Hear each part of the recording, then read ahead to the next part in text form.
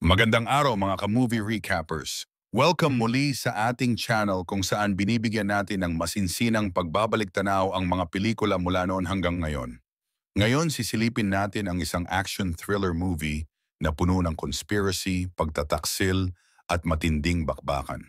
Ito ay ang pelikulang Shooter na pinagbidahan ni Mark Wahlberg bilang Bob Lee Swagger, isang dating sniper ng US Marine Corps na napilitan muling lumaban matapos siyang gamitin at pagtangkaang ipahamak ng mismong gobyerno. Kung handa na kayo, simulan na natin ang recap mula umpisa hanggang dulo. Nagsisimula ang pelikula sa Africa. Si Bob Lee Swagger Mark Wahlberg ay isang napakagaling na sniper ng US Marines. Siya at ang kanyang spotter na si Donnie Fenn ay nakadeploy sa isang covert mission. Habang nakapwesto sila sa malayong bundok, nakikita nila ang isang convoy ng mga kalaban na paparating. Sa galing ni Swagger, natamaan niya ang mga target mula sa napakalayong distansya. Ngunit habang nag-oobserba sila, napansin nila na hindi pala kasama sa plano ang evacuation nila. Iniwan sila ng militar sa gitna ng gyera. Sa kaguluhan, napatay si Donnie. Si Swagger naman ay halos namatay pero nakaligtas. Simula noon, tinalikuran niya ang militar at namuhay mag-isa sa bundok kasama ang kanyang aso. Lumipas ang 3 taon. Namumuhay ng payapa si Swagger sa kanyang kubo sa kabundukan ng Wyoming. Mahilig siyang maghunting kasama ang kanyang aso malayo sa ingay ng lungsod. Pero kahit retirado, dala pa rin niya ang trauma ng kanyang nakaraan. Isang araw dumating ang grupo ni Colonel Isaac Johnson, Danny Glover. Sinabi nila kay Swagger na kailangan nila ng tulong para sa isang mahalagang misyon. May natanggap daw silang intel na may banta ng assassination laban sa presidente ng US. Kailangan nila ang expertise ni Swagger para tukuyin kung paano ito mangyayari. Mula saan, anong distansya, at anong posisyon ng sniper. Dahil makabayan at naniniwala pa rin sa tungkulin, pumayag si Swagger na tumulong. Ipipinakita kay Swagger ang ilang lungsod kung saan pwedeng gawin ang assassination. Matyaga niyang pinag-aralan ang terrain, vantage points, at lahat ng posibleng posisyon. Sa huli, tinukoy niya ang Philadelphia bilang pinakamalapit na posibleng lokasyon. Habang kinukwento niya kung paano ito pwedeng mangyari, napansin ni Swagger na parang masyadong interesado si Johnson, hindi lang para pigilan, kundi para tiyakin na magtatagumpay ang planong assassination. Dumating ang araw ng speech ng presidente. Nasa Philadelphia si Swagger, tinitingnan ang paligid. Ngunit sa mismong oras ng event, biglang tumunog ang putok ng baril. Hindi tinamaan ang presidente, kundi isang African archbishop na bisita. At sa loob ng ilang segundo, si Swagger ang napagbintangan bilang gunman. Sinubukan niyang tumakas pero tinamaan siya ng bala. Sa kabila ng sugat, nagawa niyang makatakas. Alam niyang na-set up siya, ginamit siya ng mga taong nag-imbita sa kanya. Habang tumatakas, halos mawalan na ng malay si Swagger. Tumungo siya doon sa bahay ni Sarah Fenn, Kate Mara, biyuda ng kanyang kaibigan at spotter na si Donnie. Dito siya inalagaan, ginamot ang sugat at tinulungan magtago. Si Sarah ay nag-alinlangan noong una pero dahil kay Donnie pinili niyang pagkatiwalaan si Swagger.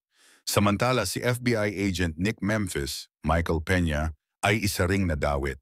Siya ang unang sumilip sa sniper nest at nakakita ng ebidensya na parang hindi tugma sa akusasyon laban kay Swagger. Pero dahil rookie at walang masyadong impluensya, hindi pinansin ang kanyang report. Sa halip, siya pa ang napagbintangan na incompetent. Habang pinagmamasdan niya ang kaso, nagsimula siyang magduda at kalaunan ay nakipag-ugnayan kay Swagger.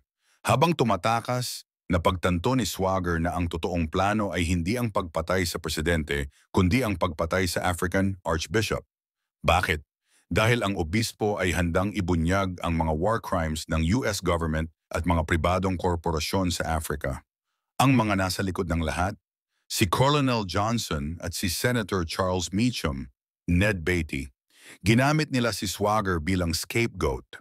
Unti-unting binaliktad ni Swagger ang laban. Gumamit siya ng kanyang sniper skills, traps, at taktika para pahirapan ang mga humahabol. Sa tulong ni Memphis, naghanap sila ng mga ebidensya para patunayan ang totoo.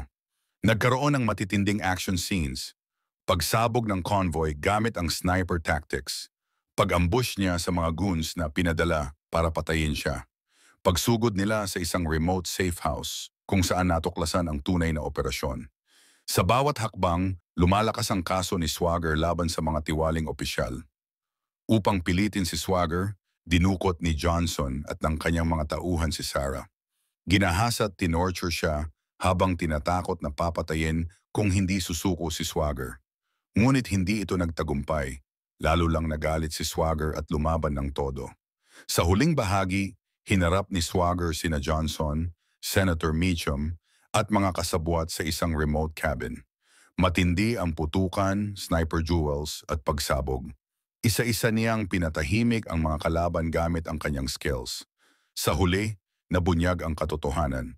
Ang totoong masterminds ng assassination plot ay ang mga nasa gobyerno mismo. Ngunit dahil sa impluensya at kapangyarihan nila, nakatakas sila sa hustisya. Dinala ni Swagger ang ebidensya sa korte, pero dahil sa political immunity, hindi sila makasuhan. Sa harap ng lahat, ipinakita ni Senator Meacham na walang makakagalaw sa kanila.